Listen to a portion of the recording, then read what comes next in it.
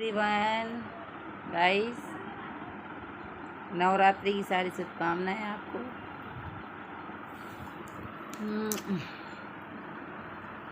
और आज तो आप तो व्रत होंगे, व्रत से होंगे तो खिचड़ी फलाहार लीजिए, क्योंकि देखो अच्छा खान पान नहीं है, ना घी शुद्ध है या ना तो दूध शुद्ध है, लेकिन अपनी जो आत्मा है ना वो काफ़ी शुद्ध है।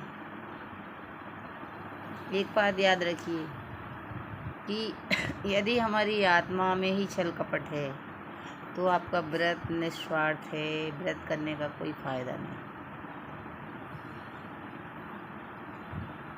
हम अपनी माता जी की इतनी पूजा करते हैं और सोचते हैं कि 9 दिन हमें ना तो कुछ मांस खाना, ना शराब पीना है, तो ये सब मन का भ्रम है। लेकिन हम खाते तो हैं, लेकिन अपनी आत्मा को मार के, आत्मा को दुखा के, लेकिन ये सब व्यर्थ बातें हैं।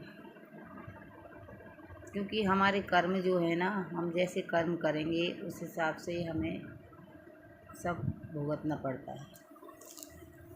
तो अपनी सोच पॉजिटिव रखिए। यदि आपकी सोच पॉजिटिव है तो समझिए कि आपके कर्म भी अच्छे हैं। और यदि आपकी सोच पॉजिटिव नहीं है, नेगेटिव है, हम किसी दूसरे की बच्ची को किडनैप करने की सोच रहे हैं और किसी के साथ बेकार बुरा करने की सोच रहे हैं, तो ये तो आपके कर्म खराब हो गए ना। आप सोचते हैं कोई देख नहीं रहा, लेकिन आप यदि नवरात्रि में आप चाहते हैं कि माता हमारे साथ हमेशा रहें और हमारी रक्षा करें, तो मान के चलिए कि यदि हमारे घर में बेटी है तो वही माता जी, कोई कन्या ही माता है। उसको न सताएं आप, न मारें, न पीटें, उसका ध्यान रखिए, उसका अच्छे से पालन पोषण कीजिए। क्योंकि किसी की बेटी माँ बनेगी, बहू बनेगी, सास बनेगी, ये मत सोचिए आप कि वो पराया धन है कि बोझ है।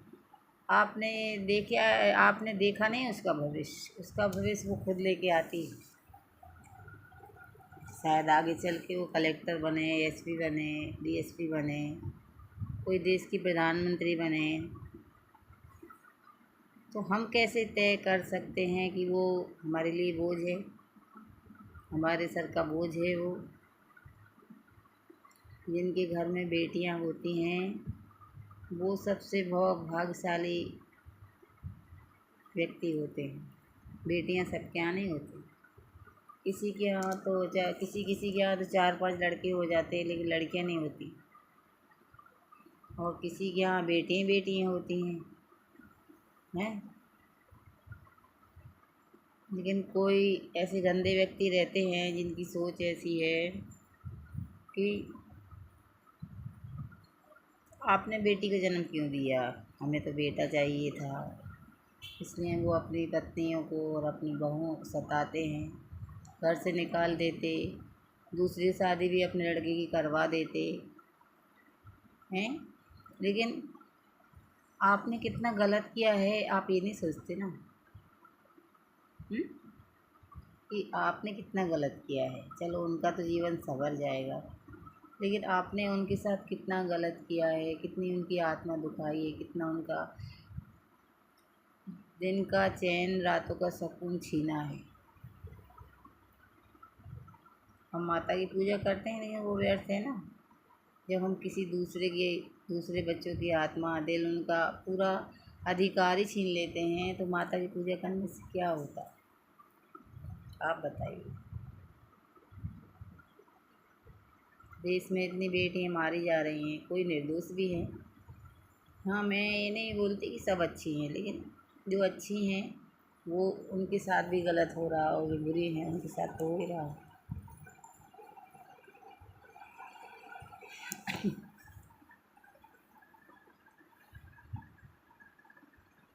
देखो माता जी खुद तो आएंगी नहीं आपके पास, पापियों के पास या अच्छे लोगों के पास वो कभी नहीं आती, लेकिन वो अपना जो रूप है, जो अपनी वो आत्मा निकाल के एक मूर्ति में डाल देती है माता जी। जब हम एक मिट्टी की मूर्ति रखते हैं 9 दिन के लिए, तो माता जी अपना जो हृदय परिवर्तन है, जो अपने दिल, जो उनका स्वरूप है, उस मूर्ति में आ जाता है। देखिए आप कितनी मुस्कुराती हैं। वो जिस दिन जाती हैं उस दिन उनका चेहरा देखना आप। एक बात तो आप नोटिस करते होंगे, ऐसे हमारे घर में जो एक कन्या रहती है उसके अंदर भी माता जी रहती हैं। हम बच्चों को मारते हैं, पीटते हैं, उनके आँख से आंसू गिरते हैं, लेकिन भगवान उनको कभी धन नहीं दे सकते जो अपनी बेटियों को सताते हैं, जो अपनी बेटियों को परेशान करते हैं। तो इसलिए खूब आप माता जी की सेवा करो, लेकिन अपनी बेटियों को भी सारे सुख दो, उनको ढेर सारा प्यार दो, उनके साथ घूमने जाओ। ये नहीं कि आप गर्लफ्रेंडों के साथ तो घूम रहे, लेकिन अपनी बेटियों को मार रहे, पीट रहे, उनको सता रहे हैं। वो हंसेगी, मुस्कुराएंगी तो आपके घर में लक्ष्मी की कमी कभी नहीं रहेगी। आपके घर में ऐसी लक्ष्मी आएगी, क्षमा क्षम क्षमा क्षम। बाय।